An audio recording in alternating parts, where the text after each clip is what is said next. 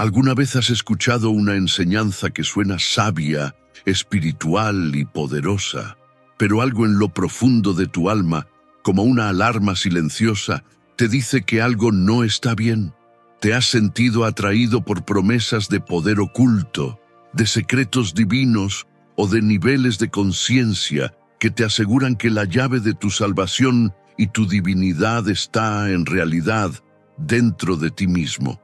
Esa inquietud que sientes no es duda, es discernimiento.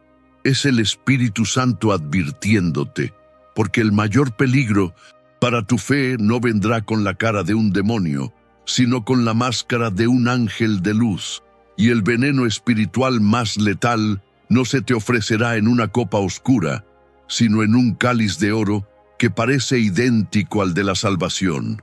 Esta es la guerra de nuestro tiempo, y hoy vamos a arrancar la máscara de la herejía más seductora y persistente de la historia. Una doctrina que susurra al oído que el sacrificio de Jesús en la cruz no fue suficiente y que tú puedes convertirte en tu propio Salvador. Pero, para exponer esta mentira, primero debemos levantar un estandarte de verdad que no deje lugar a dudas. Necesito que el cielo y el infierno sepan de qué lado estás. Si tú crees que la sangre de Cristo es suficiente y que Él es el único Rey, este es tu momento de declararlo. Primero, planta tu bandera en este territorio. Ve ahora mismo a los comentarios y declara con la autoridad de un hijo de Dios: Cristo es mi Rey. Que cada comentario sea un ladrillo en el muro de nuestra fe. Segundo, sella este mensaje con tu convicción. Presiona el botón de me gusta como un sello de fuego, una marca que dice: aquí habita la verdad, y la mentira no es bienvenida. Tercero, únete a este ejército, suscríbete y activa la campana, porque en esta guerra, un soldado desinformado es un soldado caído. No puedes permitirte perder las estrategias de defensa que compartiremos. Y finalmente, conviértete en un guardián para los demás. Comparte este video ahora mismo con al menos una persona que ames. Conocimiento que estamos a punto de revelar no es solo poder, es un escudo. Y nuestro deber es proteger a los nuestros. No te muevas. Porque para entender cómo protegerte, primero debemos viajar a la cuna de esta mentira y ver el momento exacto en que la verdad se enfrentó a su más perfecta y peligrosa imitación. En la quietud de la historia, allí donde la memoria de los hombres se desvanece en polvo y leyenda, existen susurros, ecos de una verdad tan extraña, tan perturbadora, que la propia Iglesia, en su sabiduría maternal, debió trazar una línea en la arena del tiempo para proteger a sus hijos. ¿Y si le dijera que en los albores de nuestra fe, cuando las palabras del Salvador aún flotaban frescas en el aire de Galilea, surgió una sombra, una doctrina que hablaba no de un solo Cristo, sino de 7? 7 cuerpos, 7 velos, 7 manifestaciones de un Mesías que, según decían, era más un enigma cósmico que un Dios hecho hombre. Esto no es un cuento para oídos sencillos. Es un viaje a las catacumbas del pensamiento, a los evangelios que no encontraron lugar en el sagrado canon, a una guerra silenciosa que se libró por el alma misma del cristianismo. Durante 2 milenios, hablar de esto no fue simplemente un error, fue un veneno, una herejía que prometía la divinidad, pero que exigía, cambio, la verdadera humanidad de Cristo. Los textos que la contenían fueron declarados anatema, sus maestros señalados como lobos con piel de cordero y sus comunidades, faros de una falsa luz, se extinguieron en el olvido. Pero la oscuridad tiene una forma de preservar lo que la luz condena. Y hoy, desde las arenas del desierto egipcio, desde los fragmentos de papiros olvidados, esa sombra emerge de nuevo. Nos habla de un poder oculto en nuestras manos, de una divinidad latente en nuestra carne. Nos susurra que somos más que polvo y aliento, que portamos dimensiones espirituales, cuerpos invisibles, escalones de conciencia que el mismo Mesías, en su versión distorsionada, habría manifestado en su misión. 7 cuerpos, 7 etapas, 7 niveles de una ascensión que no necesitaba de la gracia, sino del conocimiento. La pregunta que debemos hacernos, con el alma en vilo y la fe como escudo, no es por qué la Iglesia ocultó esto. La pregunta es, ¿qué era aquello tan peligroso, tan seductor y tan falso, que los padres de la fe, hombres que caminaron con los sucesores de los apóstoles, lo combatieron con la fuerza de un león y la astucia de una serpiente? ¿Por qué evangelios que hablaban de un Jesús etéreo, de un Cristo interior y de planos celestiales fueron examinados, juzgados y finalmente apartados, no por capricho, sino por una necesidad vital de preservar el depósito de la fe? La respuesta es la esencia misma de nuestra salvación. Cristo no vino a entregar un mapa esotérico, sino a entregar su propia vida.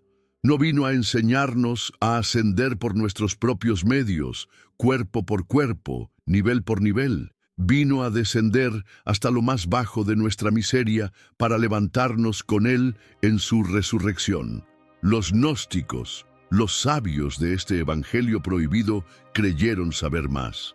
Y en su soberbia registraron, enseñaron y construyeron un laberinto de espejos que reflejaba su propio orgullo, no el rostro del Dios verdadero.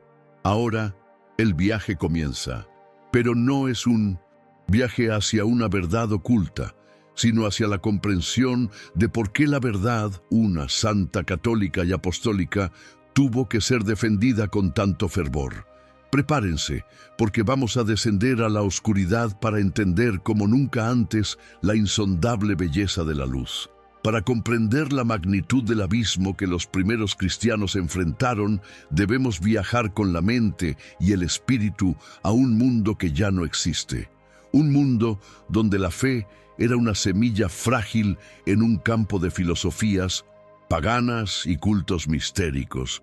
Imaginen las noches del Imperio Romano, el aire denso por el humo de los sacrificios a Júpiter y a Mitra, las calles de Éfeso o de Alejandría resonando con los cantos de los sacerdotes de Isis. En este caldo de cultivo espiritual, la revelación cristiana era un trueno de simplicidad y poder. Dios se hizo hombre, habitó entre nosotros, murió por nuestros pecados y resucitó en la carne. Pero la serpiente del Edén nunca duerme, y su veneno más sutil no es la negación frontal, sino la corrupción, la mezcla. Así nacieron los gnósticos. No eran simples herejes, eran los intelectuales de su tiempo, místicos y filósofos de una elocuencia cautivadora. Eran hombres que, seducidos por las filosofías de Platón y los misterios de Oriente, miraron la figura de Jesús y no vieron a un Salvador, sino un símbolo, un código por descifrar. Ellos no negaron a Jesús, hicieron algo infinitamente más peligroso, lo reinventaron. En sus reuniones secretas, a la luz de las lámparas de aceite, no se hablaba del Jesús que sentía hambre y sed, que lloró ante la tumba de Lázaro. Ese Jesús era para ellos demasiado humano, demasiado simple. El Cristo de los gnósticos era un emisario de una deidad remota e impersonal, una emanación de luz suprema que descendió a este mundo material, al que consideraban una prisión creada por un dios menor y malvado, el demiurgo. Su misión, decían, no era redimirnos con su sangre, sino despertarnos con un conocimiento secreto, una gnosis, para que recordásemos nuestro supuesto origen divino y escapáramos de la cárcel de la materia. Aquí, en este punto, la fe se quiebra en dos. Los gnósticos postularon la existencia de un Cristo histórico, una especie de fantasma o aparición que caminó entre los hombres, y un Cristo interno, una chispa divina atrapada dentro de cada uno de nosotros. ¿Comprenden el peso de esta idea?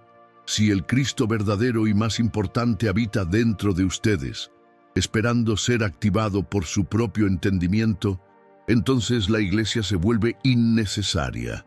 El bautismo, la Eucaristía, el sacerdocio, todo se convierte en meros símbolos de un drama interior. La salvación ya no es un don de Dios, recibido con humildad a través de los sacramentos, sino un acto de autoliberación intelectual. Usted se convierte en su propio sacerdote, su propio templo, su propio salvador. Era la tentación del Edén susurrada de nuevo. Serán como dioses. Era una doctrina de élite para unos pocos iluminados capaces de comprender sus complejos sistemas de eones, arcontes y pleromas. El campesino, el soldado, la viuda, el hombre común que solo tenía su fe sencilla y su amor por el Jesús de los Evangelios, quedaba excluido de esta salvación para intelectuales.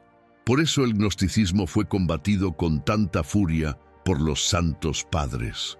No fue una lucha de poder, como afirman sus defensores modernos.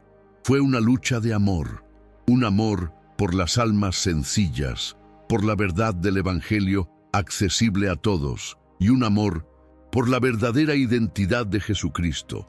Y los textos gnósticos, como el Evangelio de Tomás, el de Felipe o la Pistis Sophia, descubiertos milagrosamente en Nag Hammadi, son el testamento de esta fe desviada. No hablan del pecado como una ofensa a un Dios personal y amoroso, sino de la ignorancia. No hablan de la gracia, sino del conocimiento.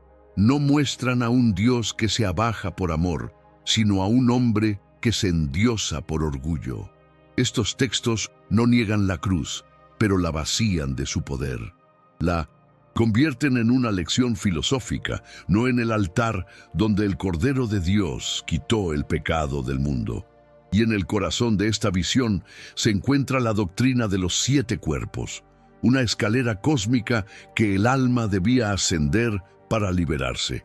Una visión fascinante, compleja pero trágicamente hueca, porque nos habla de un camino que debemos recorrer solos, cuando toda nuestra fe se basa en que no estamos solos, en que aquel que es el camino, la verdad y la vida, ya lo recorrió por nosotros y para nosotros. Antes de desvelar los secretos de esos 7 cuerpos, de esa anatomía oculta, debemos preguntarnos, ¿qué preferimos? ¿Un Dios que nos da un mapa y nos desea suerte, o un Dios que se hace camino y nos lleva sobre sus hombros? La respuesta a esa pregunta define toda la eternidad. Ahora, con la reverencia que se le debe al estudio de un veneno antiguo, acerquémonos a la revelación central de la gnosis, al corazón de su misterio, los 7 cuerpos del Mesías. Debemos entenderlo, no como una verdad, sino como la obra maestra de una falsificación, un edificio teológico construido con una lógica impecable sobre un cimiento de arena. Si ustedes estuviesen condicionados a ver a Jesús solo como el Verbo hecho carne, que vivió, murió y resucitó corporalmente, esta idea gnóstica es un terremoto. Para ellos, el Cristo era un ser de tal magnitud cósmica que no podía estar contenido en una sola dimensión. Era un viajero celestial que, para cumplir su misión de despertar a la humanidad, debió revestirse de 7 capas, 7 cuerpos, cada uno correspondiente a un plano de la realidad. Imaginen un buzo que desciende a las profundidades del océano. Cada cierta distancia, la presión aumenta, la luz disminuye. El buzo necesita diferentes equipos, diferentes trajes para sobrevivir en cada nivel. Para los gnósticos, el descenso del Cristo desde el pleroma, la plenitud de la luz, hasta nuestro mundo material, fue un proceso similar. Y estos 7 cuerpos, afirmaban, no eran meras metáforas, sino vehículos de conciencia que todos nosotros, en teoría, poseemos en estado latente. Cristo, como el arquetipo del hombre iluminado, los activó todos, dejando un supuesto mapa para nuestra propia deificación. El primer cuerpo es el único que la fe ortodoxa reconoce como real y sustancial, el cuerpo físico, el soma eliakon. Fue en este cuerpo de carne y hueso, decían los gnósticos, que Jesús caminó, sintió hambre, sed y dolor. Pero aquí ya introducían su primer veneno. Para muchos de ellos, este cuerpo no era verdaderamente suyo. Era una ilusión, una apariencia o un préstamo que el Espíritu de Cristo habitó temporalmente y que abandonó antes de la crucifixión. Así, negaban el escándalo de la encarnación, que Dios pudiera realmente sangrar y morir. El segundo cuerpo era el etérico, el soma aiterikon. Lo describían como un doble energético, una matriz invisible de fuerza vital que animaba al cuerpo físico. Sería la fuente del carisma luminoso de Jesús, del poder sanador que emanaba de sus manos o del borde de su manto. En la teología católica, esta fuerza no proviene de un cuerpo intermedio, sino directamente del Espíritu Santo que obraba a través de la naturaleza humana de nuestro Señor. Pero para el gnóstico era un nivel más de su propia maquinaria espiritual. El tercer cuerpo es el astral, o cuerpo emocional, el soma astralikon, el vehículo de las pasiones, los sueños, los deseos. Los gnósticos afirmaban que Cristo dominaba el plano a la perfección. Lloró por Lázaro, sí, pero sin el desgarro del dolor. Sintió compasión, pero desde una atalaya de serenidad impasible. Era una emoción sin pasión, una humanidad sin el verdadero peso del corazón humano. Le robaban a Cristo su capacidad de amar con la visceralidad con que nosotros amamos, de sufrir con la angustia con que nosotros sufrimos. Creaban un Dios estoico, no el Dios que suda sangre en Getsemaní. El cuarto cuerpo es el mental, el Samaán. Aquí hacían una distinción crucial, la mente inferior, del razonamiento lógico, y la mente superior, de la sabiduría intuitiva y divina. Cristo, por supuesto, operaba desde la mente superior, conectada directamente a la mente de Dios. Por eso sus parábolas, según ellos, no buscaban convencer al intelecto, sino despertar el alma. Vaciaban sus palabras de su contexto histórico y de su llamado a la conversión moral, convirtiéndolas en meros acertijos espirituales para iniciados. El quinto cuerpo es el causal, el soma aition, el cuerpo de la voluntad espiritual, la sede del yo superior. Era en este plano donde residía el impulso de cumplir el plan divino. Cuando Jesús decía, «No he venido a hacer mi voluntad, sino la de aquel que me ha enviado», los gnósticos interpretaban que hablaba desde este cuerpo, obedeciendo un diseño cósmico impersonal, no la voluntad de un Padre personal y amoroso. Convertían la obediencia filial y amorosa de Cristo en una especie de programación cósmica. El sexto cuerpo es el búdico, o cuerpo de la conciencia crística, el soma buddhikon. Este es el cuerpo de la compasión universal y el amor incondicional, la percepción de la unidad de todas las cosas. Cuando Cristo perdonaba, sanaba o miraba a los pecadores, lo hacía desde este estado de conciencia unificada, viendo en ellos no almas que rescatar, sino chispas divinas que reavivar. Era un amor sin juicio y, por lo tanto, un amor sin verdad, porque el verdadero amor no ignora el pecado, sino que lo odia y busca liberar al pecador de sus cadenas. Y finalmente, el séptimo cuerpo, el más elevado, el átmico, el cuerpo de la pura identidad divina, la conexión directa con la fuente. Cuando Jesús dijo, «Yo y el Padre somos uno», para el gnóstico, hablaba desde la experiencia de este cuerpo, donde toda separación entre la criatura y el Creador se desvanece. Pero esta no es la unidad que la Iglesia enseña. En la fe católica, Jesús es uno con el Padre en esencia divina, pero distinto en persona. Es un misterio de comunión, no de fusión. El gnosticismo disolvía el misterio de la Trinidad en un panteísmo donde todo, al final, es Dios. Imaginen la escena, el Cristo gnóstico, un ser multidimensional descendiendo a través de estos 7 velos, operando en todos los planos a la vez. Su resurrección entonces no fue un evento único y corporal, sino una reascensión a través de estas capas, un regreso a la luz. Es una doctrina fascinante, un poema cósmico, pero es un poema que deja al hombre solo, solo con su esfuerzo, solo con su intelecto, solo con la tarea titánica de despertar y purificar 7 cuerpos por sí mismo. La Iglesia no escondió esto, lo combatió, porque es un camino de soberbia que conduce al vacío. Ofrece un Cristo que no salva, sino que simplemente señala un camino imposible y nos deja una pregunta terrible. ¿Es esta la buena nueva que los mártires defendieron con su sangre? En el corazón del imperio, en una era de acero y piedra, se libraba una batalla no con espadas, sino con ideas. El emperador Constantino, un político pragmático con la mirada puesta en la eternidad de Roma, vio en la fe de los cristianos una fuerza capaz de unificar un imperio fracturado. Pero el cristianismo que encontró no era un bloque monolítico. Era un jardín vibrante, sí, pero donde junto al trigo de la doctrina apostólica crecía la cizaña de la herejía. Había comunidades que seguían las enseñanzas puras de Pedro y Pablo, pero otras que se dejaban seducir por los susurros del gnosticismo, que veneraban a un Cristo etéreo y predicaban una salvación para una élite intelectual. Para un emperador que necesitaba orden, esta diversidad era un caos. Para la Iglesia, que necesitaba verdad, esta confusión era un peligro mortal. Así, en el año 325, Constantino convocó el Concilio de Nicea.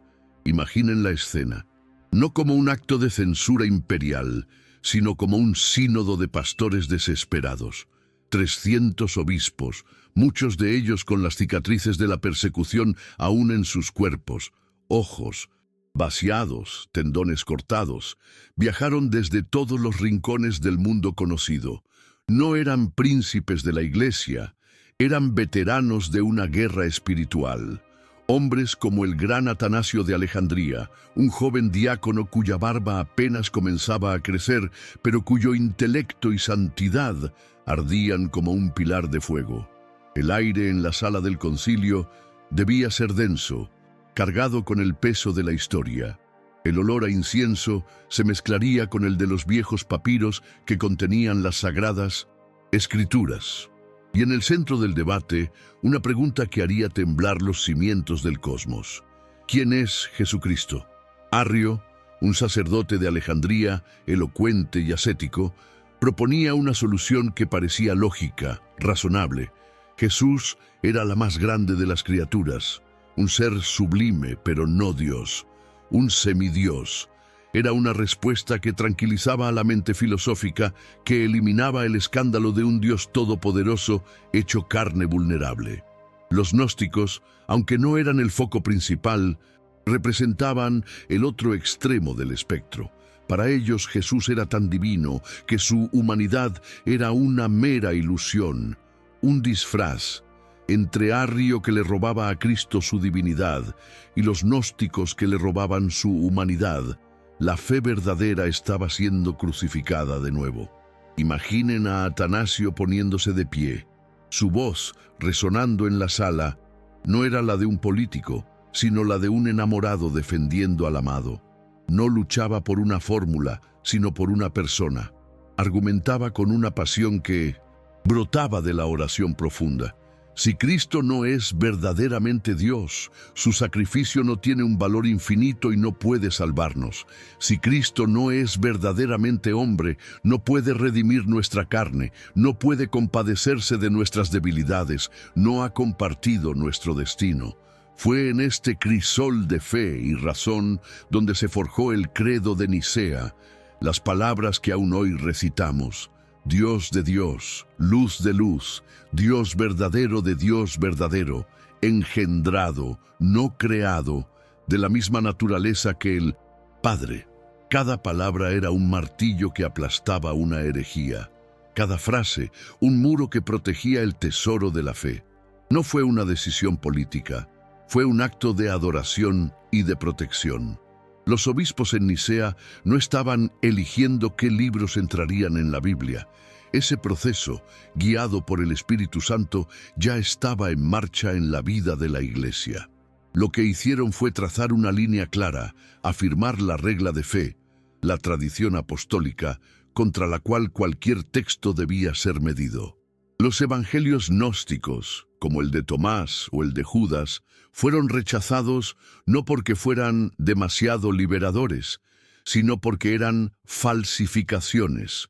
Un evangelio que presenta a un Jesús que desprecia el cuerpo y la creación no puede ser del mismo espíritu que inspiró el Génesis, donde Dios mira todo lo creado y ve que era muy bueno. Un evangelio que niega la pasión y la resurrección corporal de Cristo contradice el testimonio unánime de los apóstoles, hombres que murieron por proclamar que habían visto y tocado al Señor resucitado.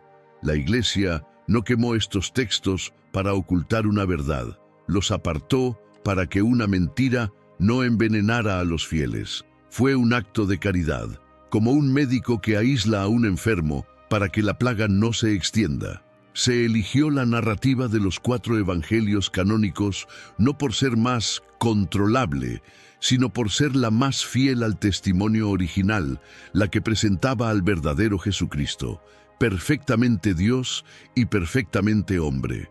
Un misterio que no podemos abarcar con nuestra mente, pero que podemos adorar con todo nuestro corazón.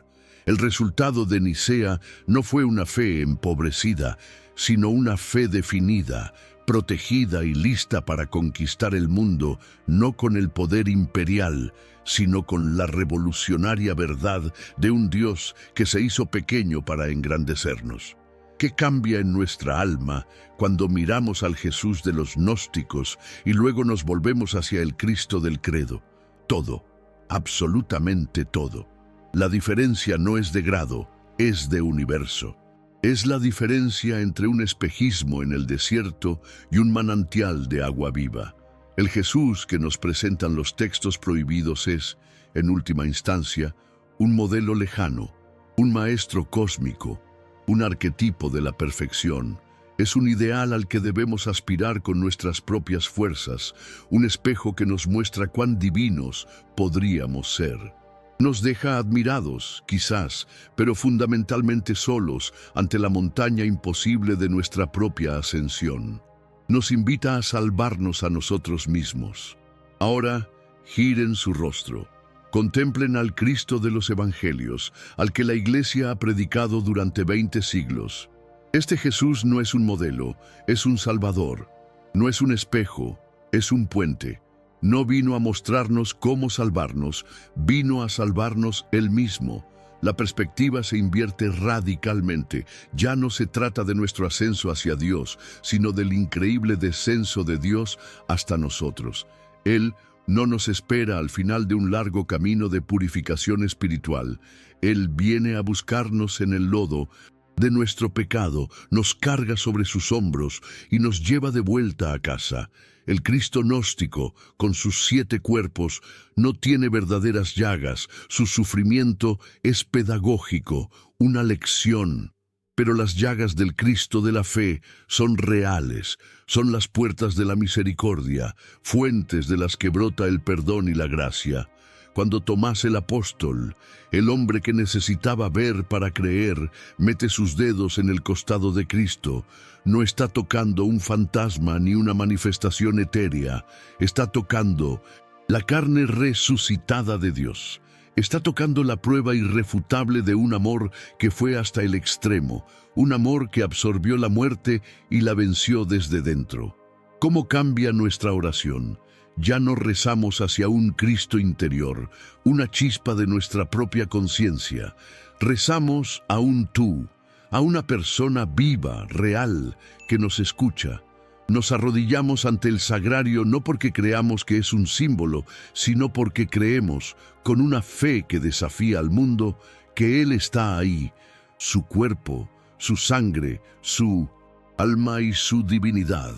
La Eucaristía es la refutación más aplastante del gnosticismo. Dios no desprecia la materia, la santifica.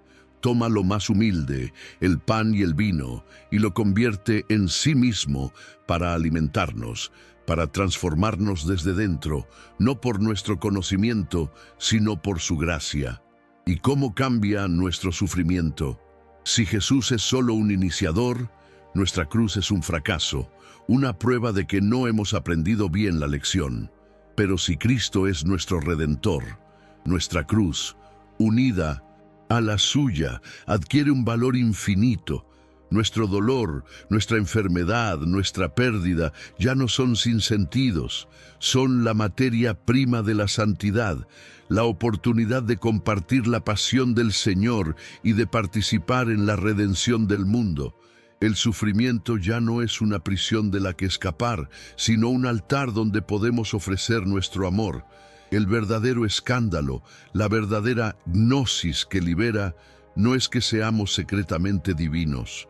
El escándalo, la noticia increíble que los ángeles anhelan contemplar, es que Dios se hizo secretamente humano, se ocultó en el vientre de una virgen, se escondió en un taller de carpintero, se veló bajo las especies de pan y vino.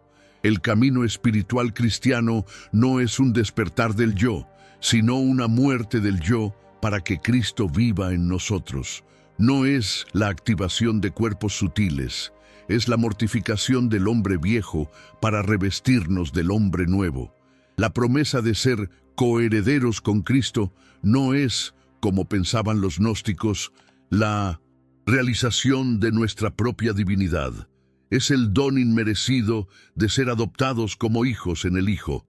Es ser invitados a sentarnos a la mesa del Padre, no porque lo merezcamos, sino porque el hermano mayor ha pagado nuestra entrada con su sangre. Por eso la Iglesia combatió la visión gnóstica, porque es un evangelio sin gracia, sin misericordia, sin un Salvador personal. Es la religión del hombre fuerte, del sabio, del autosuficiente. Y el cristianismo es, y será siempre, la religión de los pobres de espíritu, de los que lloran, de los que tienen hambre y sed de justicia, de los que saben que sin Él no pueden hacer nada. El Jesús de los gnósticos te deja con un mapa en la mano. El Cristo de la fe te toma de la mano. Y esa es toda la diferencia en este mundo y en el venidero. Así, la antigua serpiente del conocimiento prohibido no ha muerto. Hoy no se viste con túnicas de filósofo en Alejandría, sino con el lenguaje del despertar de la conciencia, de la autodeificación y de la espiritualidad sin religión. Susurra la misma mentira seductora en libros de autoayuda, en seminarios de éxito y en la cultura que adora al yo como su único Dios. Pero la defensa sigue siendo la misma. No es un argumento complejo, sino una elección del corazón. Es la elección de la humildad sobre el orgullo, la elección de la gracia sobre el esfuerzo, la elección de confiar en la abrumadora sencillez de un Dios que nos amó tanto que se hizo uno de nosotros. Recuerden siempre, la fe no es un laberinto para la mente, sino un refugio para el corazón. Y en ese sagrado refugio, la única verdad que importa, la única que puede salvarnos, tiene un nombre y un rostro. Y ese rostro no es el nuestro reflejado en un espejo, es el de Jesucristo, el mismo ayer, hoy y por los siglos.